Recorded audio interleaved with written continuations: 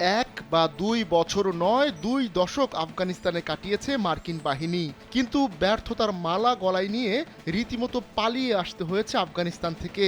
তালিবানরা যখন অভিযান শুরু করে তখন মার্কিন অস্ত্র ও প্রশিক্ষণ পাওয়া আফগান বাহিনী প্রতিরোধ গড়ে তোলেনি, উল্টো বিনা লড়াইয়ে আত্মসমর্পণ করে তারা।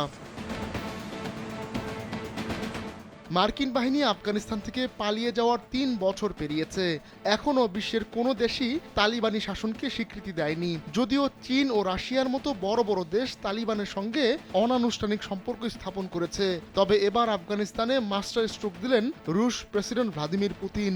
Российский центр по примирению. স্যান্ডেলিনা সো, রূপচর্চায় আভিজাত্য। সোভিয়েত ইউনিয়নকে টক্কর দিতে আফগানিস্তানে তালিবান তৈরি করেছিল যুক্তরাষ্ট্র। পাহাড়ি অঞ্চলে ঘেরা আফগানিস্তান থেকে রুশ বাহিনী প্রাণ নিয়ে পালায়, কিন্তু মার্কিন মদদে গড়ে ওঠা তালিবান একসময় তাদের অস্ত্র যুক্তরাষ্ট্রের দিকেই তাক করে। তখন তালিবানদের নিশ্চিহ্নের মিশন শুরু করে যুক্তরাষ্ট্র। সেই মিশনে ২০ বছর কাটিয়ে দেয় ওয়াশিংটন। এতে আফগানিস্তানে যেমন মার্কিন সেনার প্রাণহানি ঘটেছে, তেমনি খরচ হয়েছে কোটি কোটি ডলার। শেষ পর্যন্ত অনর্থক প্রাণহানি আর ব্যয় কমাতে ২০২১ সালের আগস্টে আফগানিস্তান ছাড়ে যুক্তরাষ্ট্র। যদিও তার কয়েক মাস আগে থেকেই তালিবানরা দুর্বার গতিতে কাবুলের দিকে এগিয়ে আসতে থাকে। আফগান বাহিনীও প্রতিরোধ গড়ে তুলতে ব্যর্থ হয়। তবে তালিবানরা ক্ষমতা গ্রহণের পর এই ৩ বছরে অনেকটাই ঘুরে দাঁড়িয়েছে আফগানিস্তানের অর্থনীতি। নানা পদক্ষেপ নিয়ে কাবুল কুড়িয়েছে প্রশংসা। এবার আফগানিস্তান নিয়ে নতুন খেলায় মেতেছেন পুতিন। রাশিয়ার পার্লামেন্টে একটি আইন পাশ করা হয়েছে।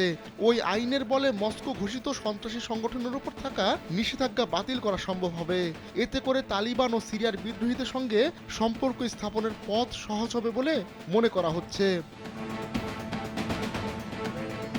মার্কিন বাহিনী আফগানিস্তান ছাড়ার পর থেকেই দেশটির ওপর নজর পড়ে রুশ প্রেসিডেন্টের। তিনি ধীরে ধীরে তালিবানদের সঙ্গে সম্পর্ক স্থাপন শুরু করেন।